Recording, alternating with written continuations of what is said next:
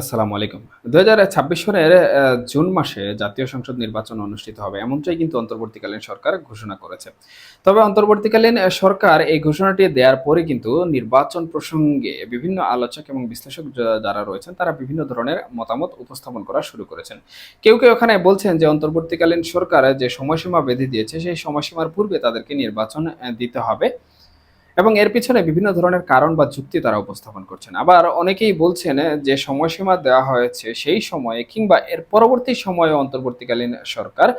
জাতীয় সংসদ নির্বাচন দিবে কিনা এই বিষয়েও সন্দেহ রয়েছে এবং এর পিছনেও তারা বিভিন্ন ধরনের যুক্তি উপস্থাপন করেছেন। এবং এই জাতীয় সংসদ নির্বাচনকে ঘিরে যেমন বাংলাদেশের বর্তমান সর্ববৃহৎ রাজনৈতিক দল বিএনপির এক প্রকার মতবিরোধ আমরা লক্ষ্য করছি, ঠিক একইভাবে বর্তমান সময়ে কিন্তু অন্যান্য রাজনৈতিক দল বিশেষ করে ইসলামী আন্দোলনে যারা জোট করতে চলেছেন আসন্ন জাতীয় সংসদ নির্বাচনে, সেই সকল রাজনৈতিক দলগুলোর মধ্যেও কিন্তু এই জাতীয় সংসদ নির্বাচনকে ঘিরে অন্তর্বর্তীকালীন সরকারের সাথে একটি মতবিরোধ শুরু হয়ে গেছে। ইতিমধ্যে আমরা লক্ষ্য করছি যে জামাতে ইসলাম যেটি রয়েছে সেই রাজনৈতিক দলটি কিন্তু অন্তর্বর্তীকালীন সরকারের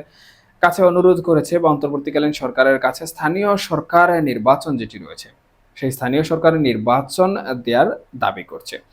একই সাথে যা ছাত্রদের নতুন রাজনৈতিক দল এনসিপি যেটি গঠিত হয়েছে তারাও কিন্তু অন্তর্বর্তীকালীন সরকারের কাছে বেশ কিছুদিন পূর্বে থেকে স্থানীয় সরকার নির্বাচন যেটি রয়েছে সেটি চেয়ে আসছে। অন্তর্বর্তীকালীন সরকার যদিও এখন পর্যন্ত স্থানীয় সরকার নির্বাচন নিয়ে কোনো ধরনের কথাবার্তা বলেনি। সুতরাং এখন যেহেতু অন্যান্য রাজনৈতিক দলগুলো একজোট হয়ে স্থানীয় সরকার নির্বাচন চাওয়া শুরু করছে, স্থানীয় সরকার নির্বাচন যদি অনুষ্ঠিত হয় জাতীয় সংসদ নির্বাচনের পূর্বে, তাহলে অটোমেটিক্যালি জাতীয় সংসদ নির্বাচনের যে প্রস্তুতি রয়েছে সেই প্রস্তুতিগুলো কিন্তু দীর্ঘায়িত হবে এবং সেই নির্বাচনও কিন্তু বিলম্বিত হওয়ার সম্ভাবনা রয়েছে। আবার জাতীয় ঐক্যমত কমিশন যেটি গঠিত হয়েছে সেই ঐক্যমত কমিশনেও কিন্তু বিভিন্ন বিষয় নিয়ে যে মতামত গ্রহণ করা হচ্ছে সেগুলো নিয়েও কিন্তু আমরা দেখতে পাচ্ছি রাজনৈতিক দলগুলোর সাথে বিভিন্নভাবে মতবিরোধ সৃষ্টি হয়ে যাচ্ছে অন্তর্বর্তীকালীন সরকারের। সুতরাং এই বিষয়গুলো সংস্কারের সাথে জড়িত এবং সংস্কারের বিষয়গুলোতে যদি ঐক্যমত হতে সময় লাগে এবং সংস্কার কার্য করতে সময় লাগে, তাহলে যে নির্বাচনের আশা করা হচ্ছে নির্দিষ্ট সময়ের মধ্যে সেই সময় কিন্তু নির্বাচন কোনোভাবে দেওয়া সম্ভব হবে না। তবে জাতীয় সংসদ নির্বাচন যখনই অনুষ্ঠিত হোক সেই নির্বাচনে আওয়ামী লীগের অংশগ্রহণ করার প্রসঙ্গে কিন্তু এক ধরনের প্রশ্ন বা বিতর্ক রয়ে গেছে। যদিও অন্তর্বর্তীকালীন সরকার কর্তৃক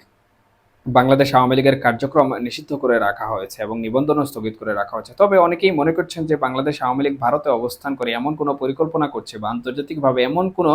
কলকাঠি নাড়ছে যেই কলকাঠির কারণে আসন্ন জাতীয় সংসদ নির্বাচনে বাংলাদেশ আওয়ামী লীগ নির্বাচনে অংশগ্রহণ করতে পারবে। কিন্তু আওয়ামী লীগের যে সকল শীর্ষস্থানীয় ব্যক্তিবর্গ ভারতে অবস্থান করছেন তাদের যে মতামত রয়েছে সেই মতামতের আলোকে ভারতের যে সকল বিশ্লেষক রয়েছেন তারা কিন্তু মনে করছেন যে বাংলাদেশ আওয়ামী লীগ নির্বাচনে অংশগ্রহণ করার সম্ভাবনা খুবই কম, অথবা বাংলাদেশ আওয়ামী লীগ চাচ্ছে তারা নির্বাচনে না আসতে। এর পেছনে যে যুক্তি তারা উপস্থাপন করেছেন সেটি কিন্তু খুবই গুরুত্বপূর্ণ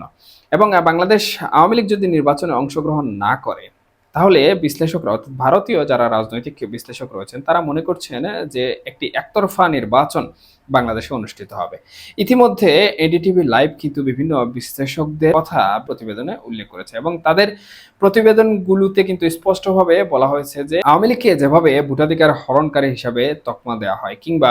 অবৈধ সরকার ভোট চুর বলে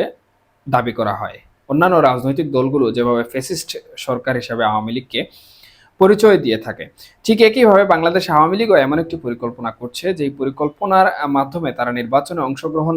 না করে এই নির্বাচনকে প্রশ্নবিদ্ধ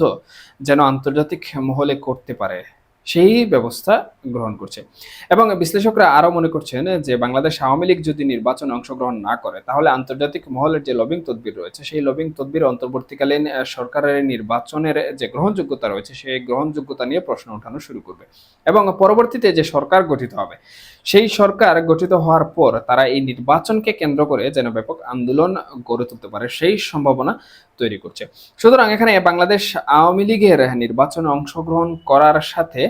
বর্তমান অন্তর্বর্তীকালীন সরকারের নির্বাচনের গ্রহণযোগ্যতা এবং পরবর্তী যে সরকার গঠিত হবে সেই সরকারের গ্রহণযোগ্যতার বিষয়টি কিন্তু জড়িত।